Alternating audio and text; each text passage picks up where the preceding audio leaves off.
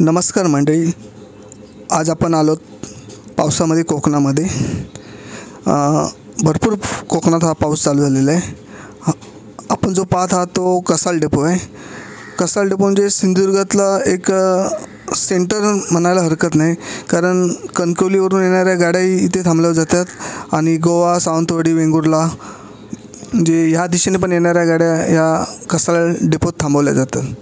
त्यामुळे जर कधी मालवणला यायचं असेल कणकवलीवरून आणि जर कणकवलीवरून गाड्या मिळत नसतील तर कणकवली डेपोत बसून आपण कसालला उतरायचं आणि कसालवरून मग तुम्हाला वेंगुर्ला मार्गे किंवा सावंतवाडीवरून येणाऱ्या गाड्या येथे पकडून तुम्ही मालवणला जाऊ शकता.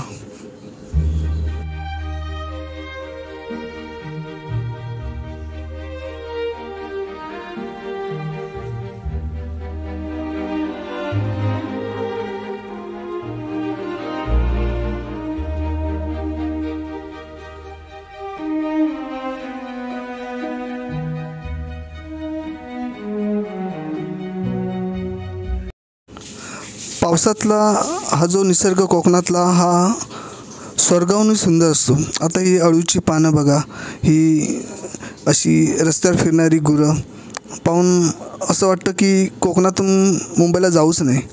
आणि वातावरण एवढं स्वच्छ असतं आणि कोकणात वैशिष्ट्य म्हणजे इथे तुम्हाला जो ऑक्सिजन मिळतो तो 100% शुद्ध ऑक्सिजन असतो. तुम्हाला असं मुंबईत असं वातावरण तुम्हाला कोकणात पाहायला मिळणार नाही. त्यामुळे कोकणात म्हणजे मे महिन्यातच चांगलं वातावरण असतं, पावसातही इथे सुंदर वातावरण असतं, थंडीतही सुंदर वातावरण असतं. म्हणजे कोकणाची आपण पुन्हा इतर कोणत्याच प्रदेशाबरोबर आपण असं करू शकत नाही, एवढं हे सुंदर असं कोकण असतं. ही झाडाची हिरवीगार पानं आणि अवतीभोवतीचा हा निसर्गरम्य परिसर पाहून मन कसं आपलं मोहित करून टाकतं. आणि कोकणात तुम्ही बघाल तर सर्वीकडे हिरवीगार अशी झाडं वेल्या अशी पसरलेली असतात आणि तुम्ही यातून जो फिरण्याचा आनंद असतो तो इतर कोणत्याच ठिकाणी तुम्हाला असा आनंद मिळू शकत नाही. आणि झाडालाही पालवी कशी बघा हिरवीगार आलेली असते आणि याच्यातून फिरताना मन कसं एक प्रसन्न होऊन जातं.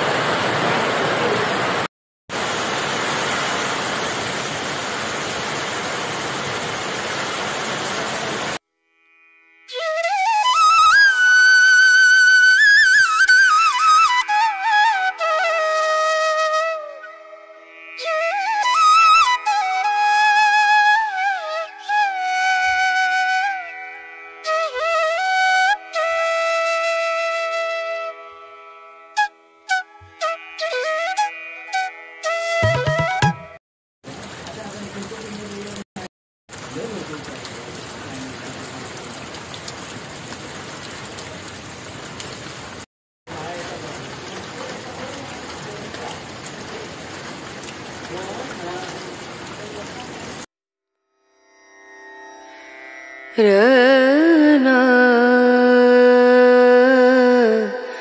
रना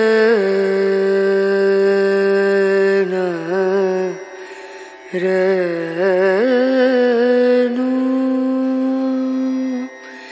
रे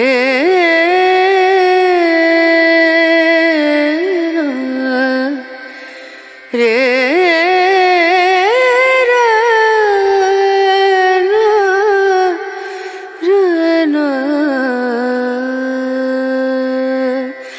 नजरिया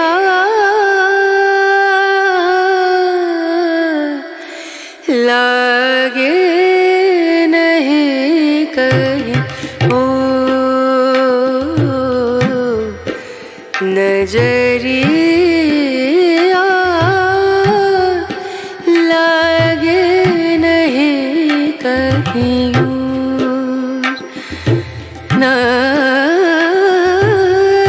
नजरिया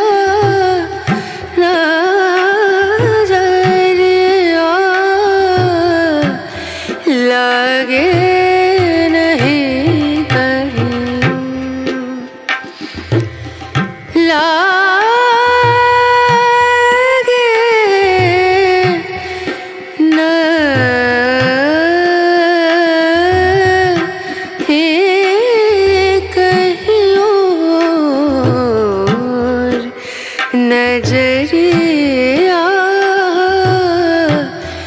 लागे नहीं कहीं ओ नजरिया लागे नहीं कहीं नजरिया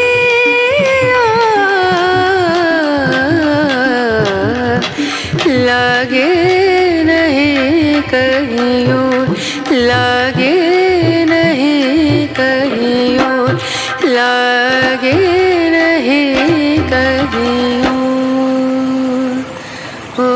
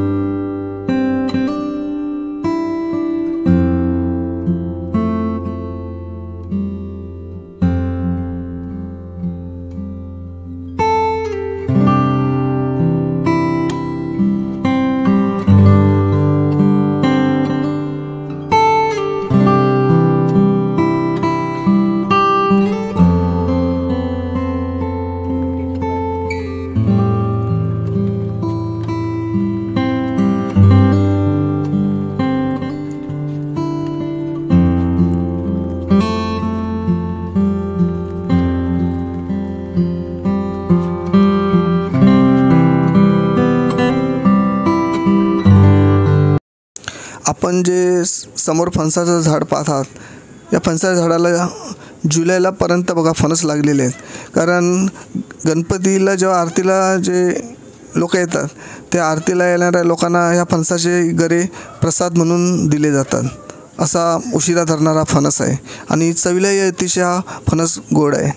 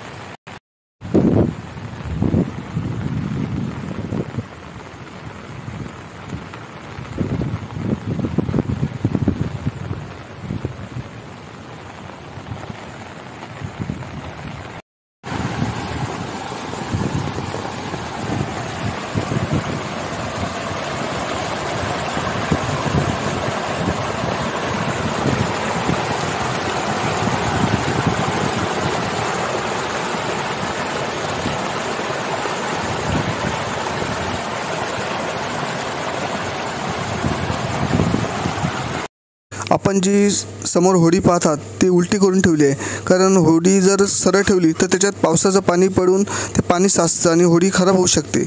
याकरिता ही होडी अशी उलटी करून ठेवावी लागते.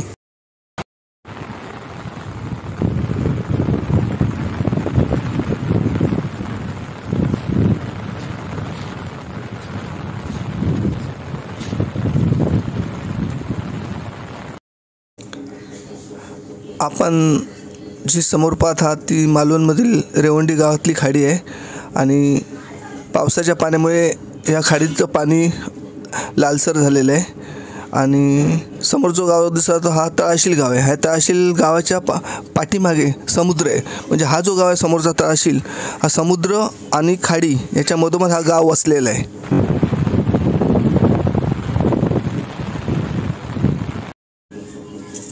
आणि समोर जो पाहता तो रेवंडी गाव आहे.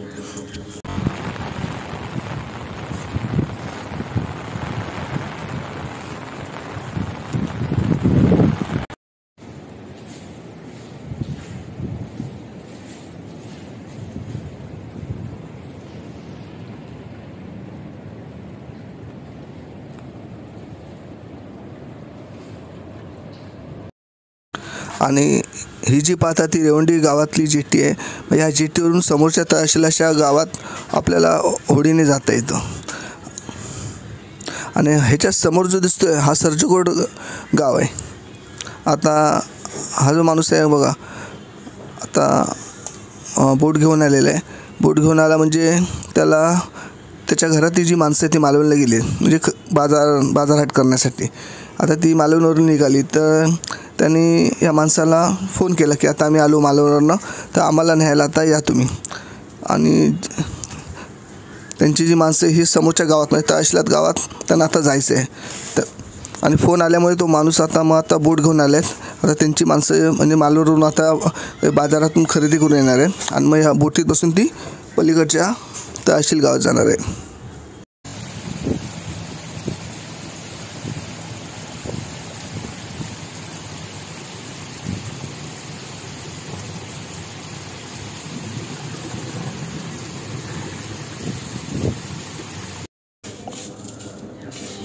जसं आपल्या गाडीला बघा नंबर असतात, प्रत्येक गाडीवर नंबर असतात, तसे ह्या प्रत्येक बोटीला नंबर दिलेले असतात. म्हणजे कसं माहिती आहे, समजा एखादी बोट असेल तर आपण समजा असं किनाऱ्याला ठेवली आणि समजा पाणी आलं, पुराचं पाणी आलं किंवा भरतीचं पाणी आलं आणि जर ती वाहून गेली पलीकडे कुठे किंवा अशी वाहत कुठे समुद्रात गेली की कुठे गेली तर त्या नंबरमुळे म्हणजे ही बोट कोणत्या माणसाची आहे, मग तो राहतो कुठे, त्या पत्तर ही बोट मिळू शकते. म्हणून प्रत्येक बोटीला गाडीप्रमाणेच नंबर दिलेले असतात.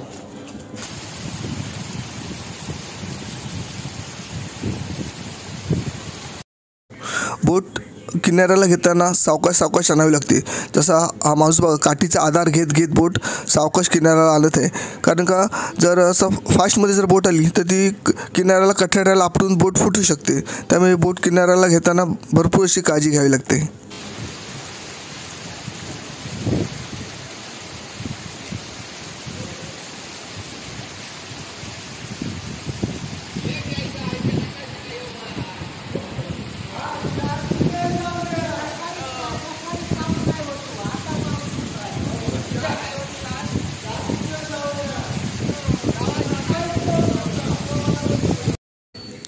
आता या बोटीतील त्यांचा माणूस मालवणवरून येणार होता, त्यामुळे हे सुद्धा माणसं बोट घेऊन आली आणि हा माणूस मालवणवरून आला आहे. आता बोटीत बसून तो आपल्या घरी जाणार आहे. फोनचा आणि मोबाईलचा हा भरपूर फायदा होतो. मोबाईलमुळे कसं आपण येतो हे फोनवर कळवलं जातं आणि त्यामुळे बोट पटकन म्हणजे त्या माणसाला नेण्यासाठी येऊ शकते, म्हणजे वाट पाहावी लागत नाही. हा मोबाईलचा भरपूर फायदा झालेला आहे. नाही तर कसं वाट बघत तिथे राहावं लागलं असतं आणि त्यांनाही मोबाईल नसता तर कॉन्टॅक्ट झाला नसता. त्यामुळे हा मोबाईलचा म्हणजे आजच्या युगात भरपूर फायदा आहे.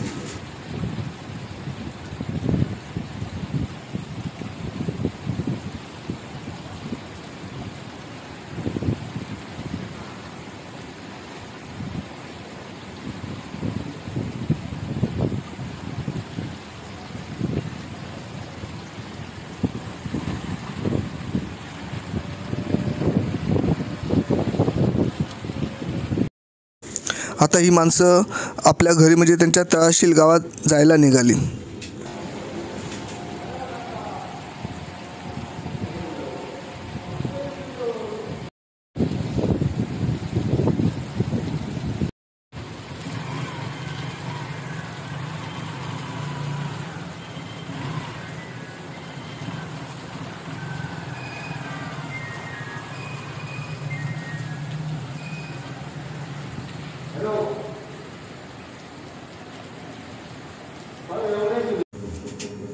आता ह्या माणसांची जी घरातील माणसं ही मालवणवरून खरेदी करून आलेली आहेत, बाजारहाट करून आली.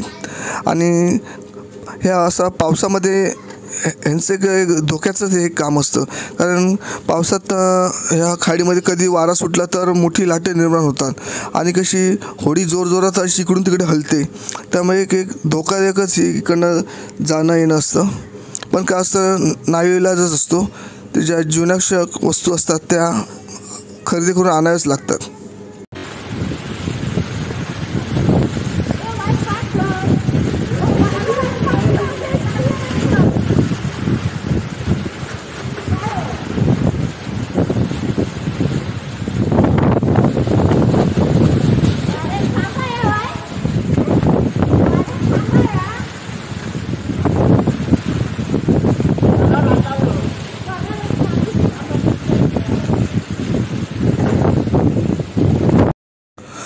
वारा किती जोरात सुटला आहे तो पहा.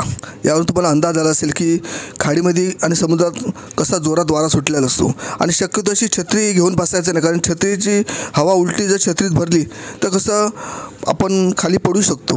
त्यामुळे छत्री बंद करून बसायचं आणि शक्यतो रेनकोट घातलेला खूप फायदेशीर ठरतो. आता एक गोष्ट लक्षात घ्या की समुद्रातून किंवा खाडीतून असा बोटीतून जेव्हा प्रवास करायची वेळ असते त्या प्रत्येक बोटीत लाईफ जॅकेट हे ठेवणं म्हणजे कसं बंधनकारक केलं पाहिजे. कारण आता बघा, हा माणूस एकटा आणि ह्या 2 महिला आहेत. समजा आता खाडीतून ते चालले आहेत होडीतून, पण समजा वारा हा अचानक समुद्रात किंवा खाडीत निर्माण होतो आणि मग वारा निर्माण झालं की समुद्राचं पाण्याची लाटा मोठमोठ्या निर्माण होतात आणि लाटा आणि हवा यामुळे कसं होडी इकडून तिकडे म्हणजे अशी व्हायला लागते. आणि त्याच्यामध्ये काय होतं, होडी वाहताना जर लाटा मोठ्या आल्या तर होडी उलटी होऊ शकतो पाण्यामध्ये. आणि समजा जरी होडी जर उलटी झाली तर हा माणूस ह्या 2 महिलांना वाचू शकत नाही, कारण तो स्वतःचा जीव वाचवणार की त्या महिलांना वाचवणार. त्यासाठी प्रत्येक बोटीत लाईफ जॅकेट हे ठेवलंच पाहिजे. आता या होडीत लाईफ जॅकेट ठेवलेलं नाही, जर वादळ झालं तर भरपूर म्हणजे एक संकटाला असं तोंड द्यावं लागतं. त्यामुळे प्रत्येकाने आपली काळजी घ्यायला पाहिजे. कारण जेव्हा एखादी घटना घडते ती आपल्या चुकीमुळे होत असते. जर आपण सावधगिरीची जर गोष्टी पाळल्या तर आपण कसं संकट आलं तर त्याच्यावर मात करू शकतो. ह्या खाडीमध्ये हल्लीच महिनाभरापूर्वी एक घटना घडली होती. म्हणजे अमावस्या होती त्या दिवशी आणि रात्री 9:30च्या मानाने एक घरातील म्हणजे वडील आणि मुलगा आणि त्यांच्यासोबत म्हणजे मदतीला म्हणून एक मालवणचा माणूस होता. तर ते रात्री होडीने मच्छी पकडायला समुद्रात जात होते. म्हणजे खाडीतून बाहेर पडून समुद्रात जायचं होतं. आता तो तुम्हाला मी भाग दाखवतो जिथे ही एक असं दुर्दैवी घटना घडली.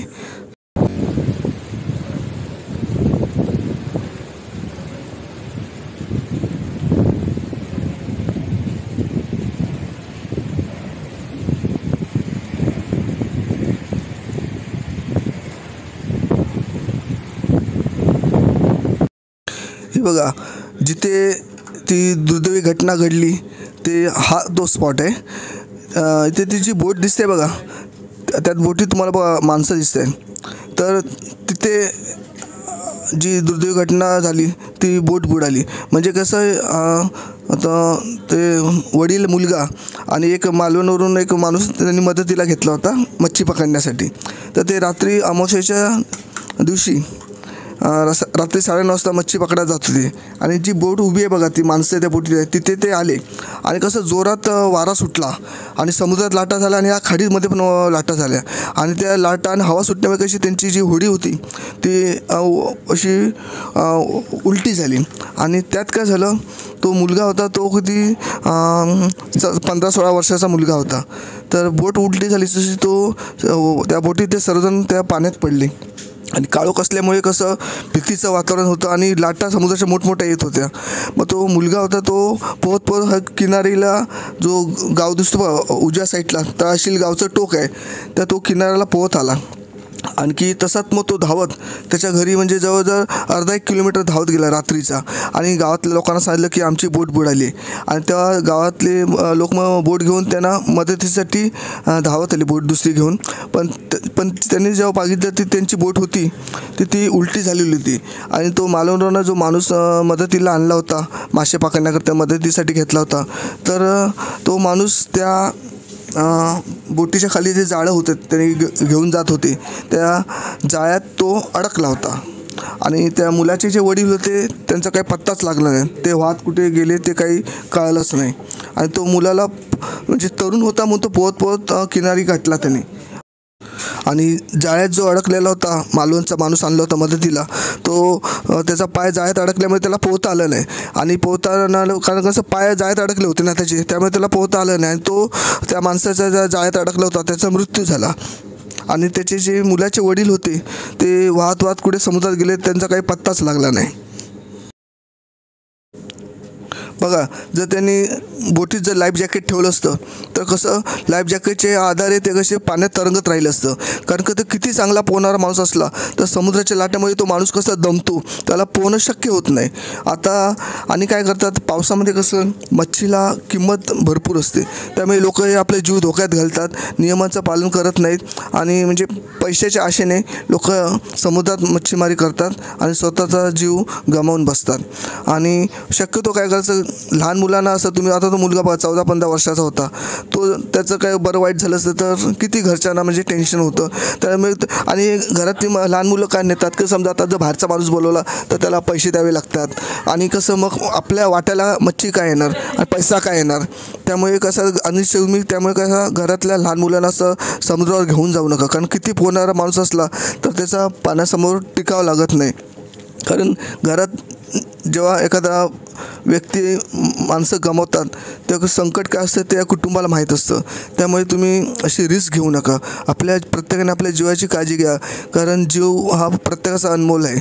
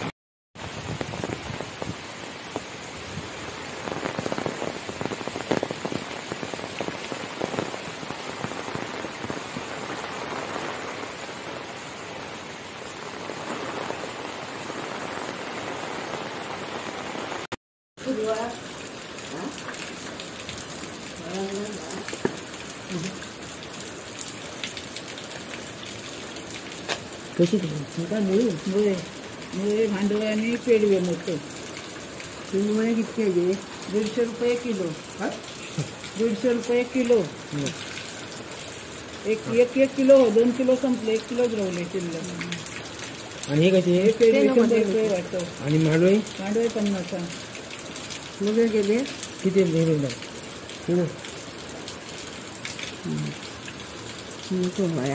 आता ते बुराटे घेतले सोमवार मंगळवार काय चालू आहे आता घेऊन त्यांच्याच बोलले तर जसं म्हणून घेऊन येईल बुराटे तू घेतलं नाही दुसरीकडनं घेऊन गेलेच ना सकाळी. हो मी काय काहीलं मी मालवणसून घेतलं. कोण येईल दुसरा मुला कोणतरी होती आताच घेतले बुरा नाराज नको त्याला माहीत नाही मुळात.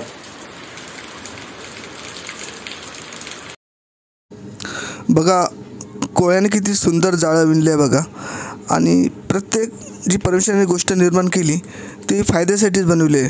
बघा आता या कोळ्याने जे जाळं विणले त्याच्यात मच्छर अडकते किंवा जे झाडावर जे किडी असतात जे झाडांचं नुकसान करतात ते या जाळ्यात फसल्या की तो कोळी त्यांना खाऊन टाकतो. म्हणजे झाडांचं पण रक्षण या कोळ्यामुळे होतं. एवढा उपयुक्त असा हा कोळी.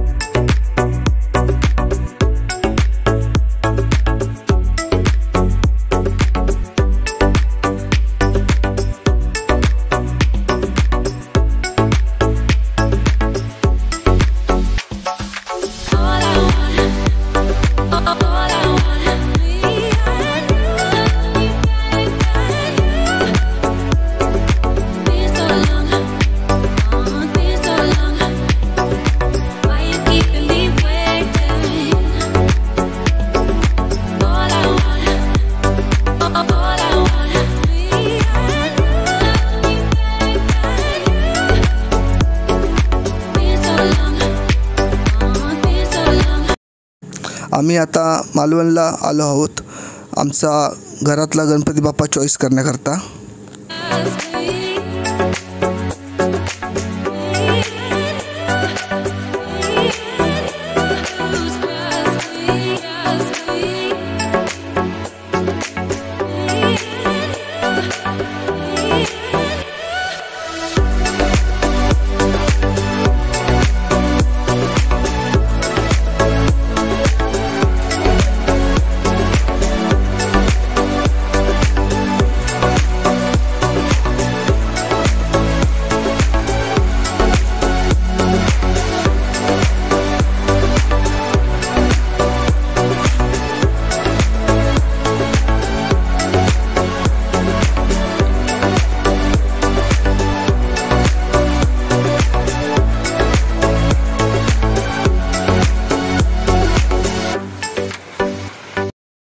हा आमचा यावर्षीचा चॉईस केलेला आमचा घरातला गणपती बाप्पा. बघा किती सुंदर मूर्ती आहे.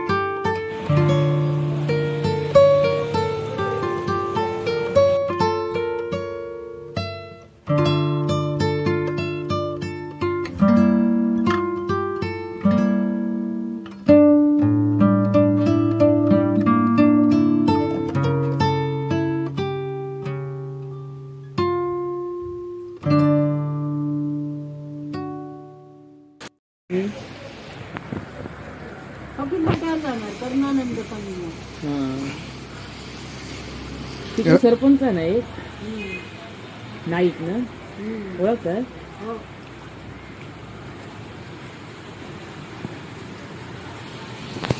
तुमचं गाव कुठचं?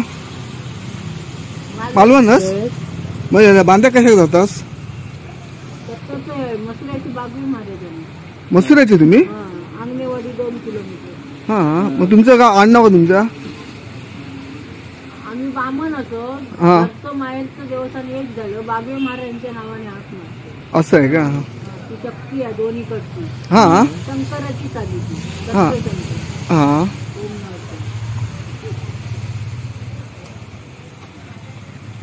मसुरा सगळे बागवेच आहेत ना? बागवे आमचीच भाव किती मी बागव्यांचं. माहेर तुमचा बागव्यांकडे आणि सासरचं नाव? आरस बामण. हा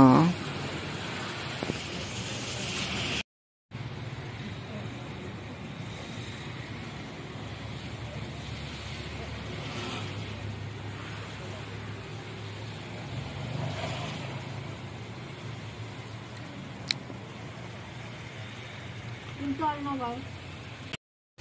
एकाच वर्गात होतो आम्ही.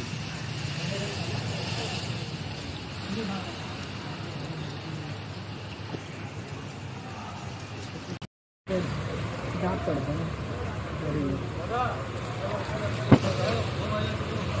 अरे हे सगळे म्हणजे एकाला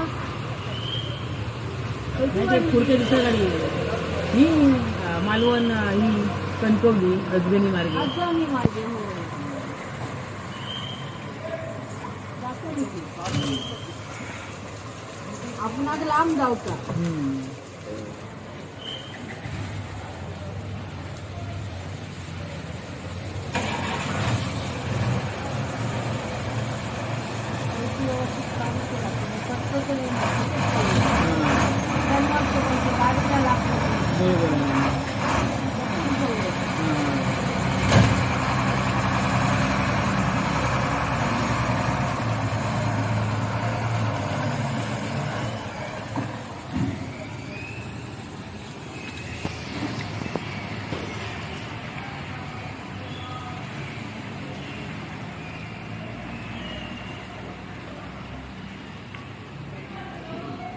पाऊस दिवसभर होतो सकाळपासून. हो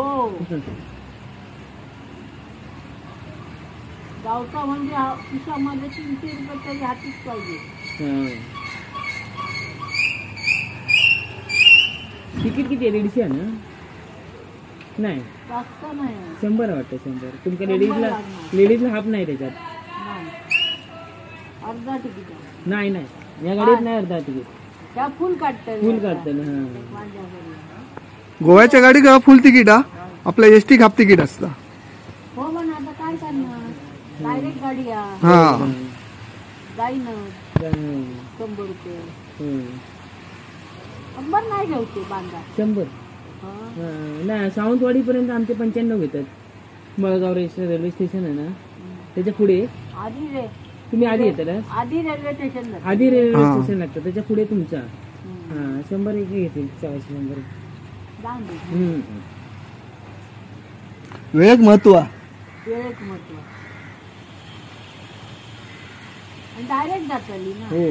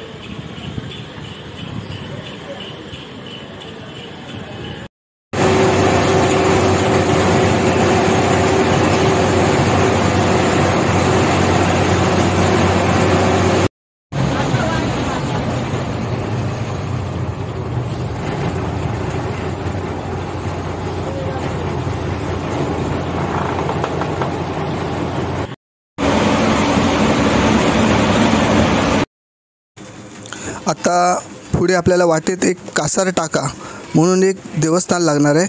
त्या देवस्थानची मी तुम्हाला आता इथे दंतकथा सांगत आहे.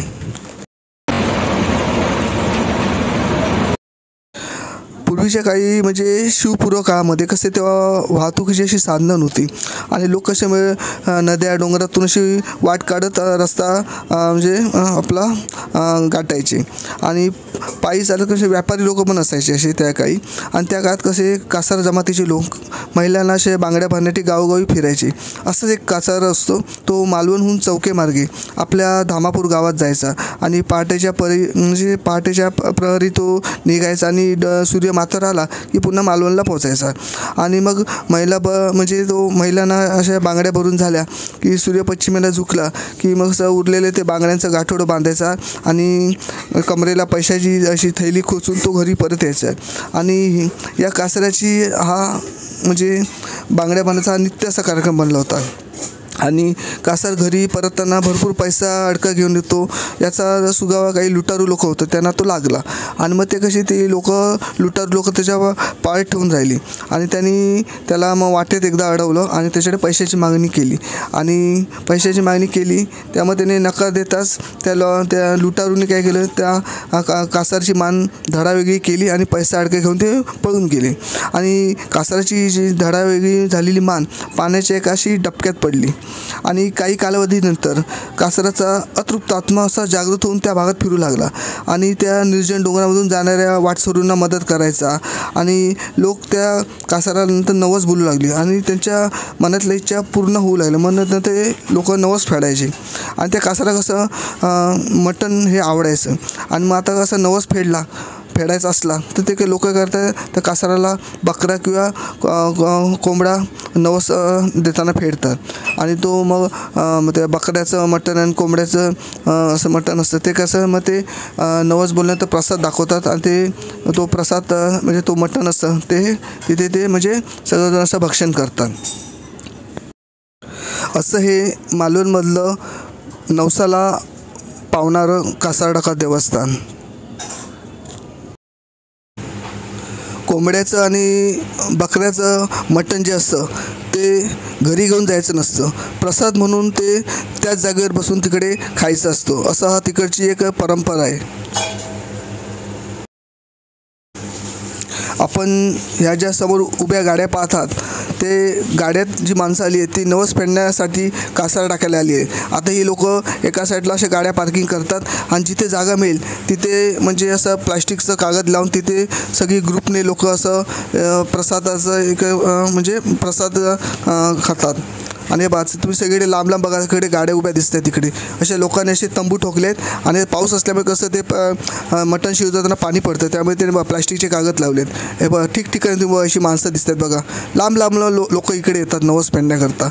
आता हे तुम्ही बघा लांब लांब अशी माणसं पाहतात गाड्या करून आली आहेत बघा असे ग्रुपने बघा अशा प्लास्टिकचा कागद लावला आहे आणि तिथे मटण शिजून खात आहे बघा. प्रत्येक ठिकाणी बघा अशी माणसं आलेली आहे आणि एक जागृत देवस्थान आहे मालवणमधलं कासार टाका. आता हे आपण समोर पाहतात ते तुम्हाला वाटत असेल की तलाव आहे. हे तलाव नाही तर कुडाळ रेल्वे स्टेशनला जाणारा जो रोड आहे बघा तिथे एक छोटासा वाहताना आला आणि ब्रिज लागतं छोटं म्हणजे हा रेल्वे स्टेशनला जाणारा मार्ग आहे. तिथे हा पूर्ण पाण्याने भरलेला आहे म्हणजे रेल्वे स्टेशनला जायलाच रस्ता राहिला नाही बघा. पूर्ण सगळं पाणी भरलेलं आहे. आता लोक इथे थांबलेत. ह्या लोकांना आता रेल्वे स्टेशनला जायचं आहे पण पुढे संपूर्ण पाणी भरले. आता जायचं कसं हा लोक विचार करत आहे. म्हणून लोकांनी गाड्या बघा मागे वळवल्या कारण पुढे रिक्षा पण जात नाहीत आणि एस टी बसेस पण कॅन्सल केल्या. पण लोकांना तर आता मुंबईला निघायचं आहे पण आता करणार काय. पण पाणी बघा पूर्ण भरलेलं आहे. रेल्वे स्टेशनला जाणारा जो रस्ता आहे तो बघा पूर्ण पाण्याने भरलेला आहे. तर आता लोक विचार करतात जायचं कसं आणि पुढे कसं अंदाज येत नाही पाण्याचा. पाण्याला कसा खालून फोर्स असतो त्यामुळे लोक आता इथे थांबलेले आहेत.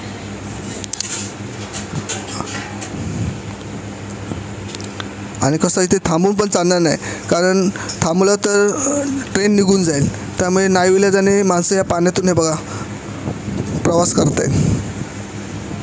काही महिला पण जाताना दिसत आहेत बघा कारण त्यांची आता ट्रेन आहे. ट्रेन सुटली तर पुन्हा प्रॉब्लेम होऊ शकतो. पूर्ण तिकडचा परिसर बघा पाण्याने सगळा भरलेला आहे.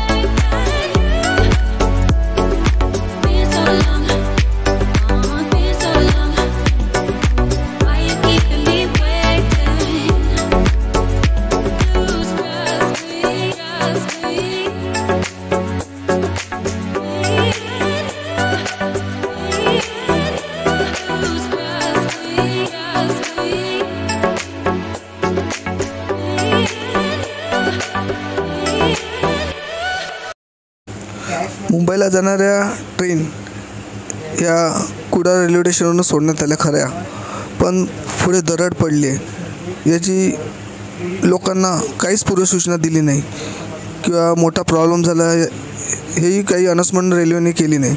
आणि मग काय झालं, पुढे जाऊन सगळ्या गाड्या थांबवण्यात आल्या. म्हणजे विलवडे, आडिवली या ठिकाणी सर्व गाड्या थांबवण्यात आल्या आणि त्यामुळे सर्व चाकरमान्यांचे हाल झाले. रात्रभर ट्रेन जंगलात थांबलेल्या होत्या. त्यामुळे कसं सकाळी उठून लोकांनी मग आडिवलीला उतरून तिथून लांजाला जाण्याचा निर्णय घेतला. आणि आता लोक आडिवली स्टेशनला उतरून चालत ह्या हायवेवर आले. हा हायवे बघा, तळवडे म्हणून गाव आहे.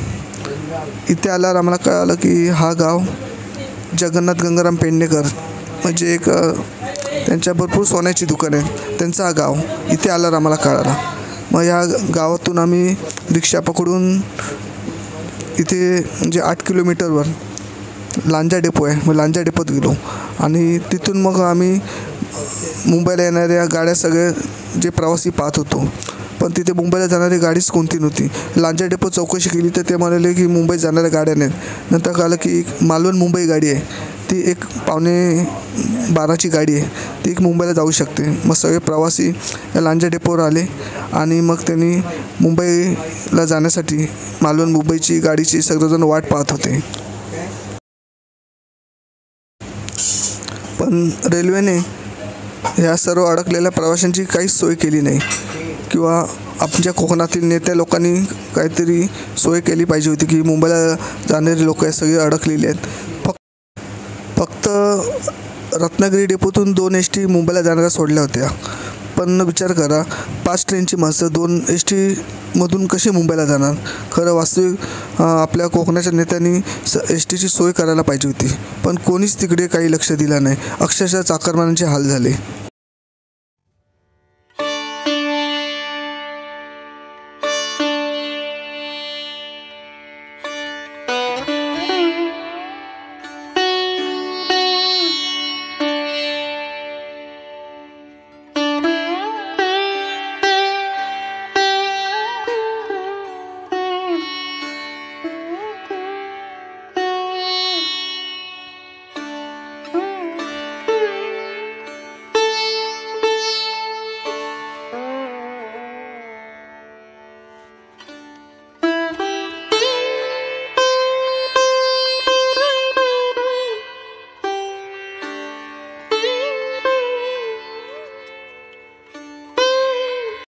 शेवटी मालवण मुंबई गाडी आली आणि लोक त्या गाडीत चढली.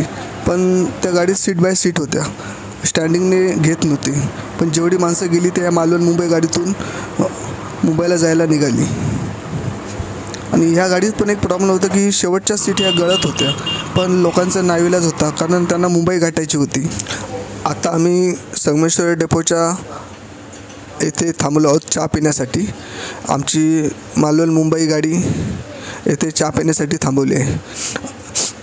इथे आता आम्ही येऊन गरम गरम शेंगदाणे आणि चणे घेतले. हे चण्याचं दुकान बरोबर संगमेश्वर डेपोच्या समोरच आहे.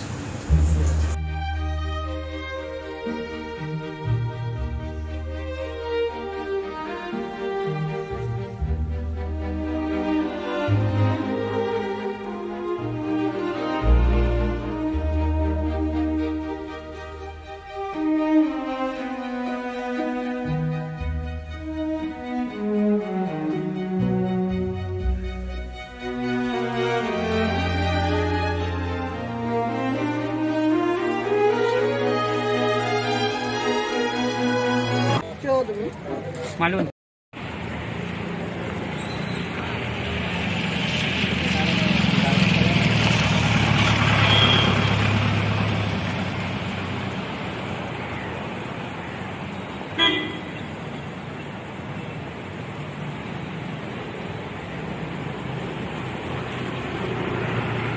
आता येऊन पण इथे काय नाही हे बांधले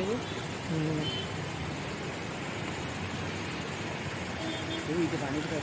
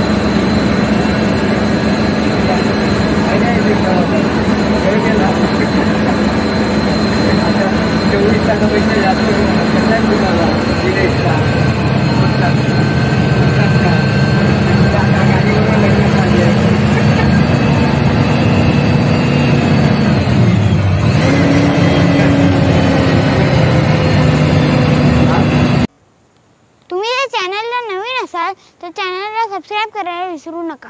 बाजूची जी बेल आयकॉन असेल तिला नक्कीच दाबा, आपले नवीन व्हिडिओ बघायला मिळेल। Thank you.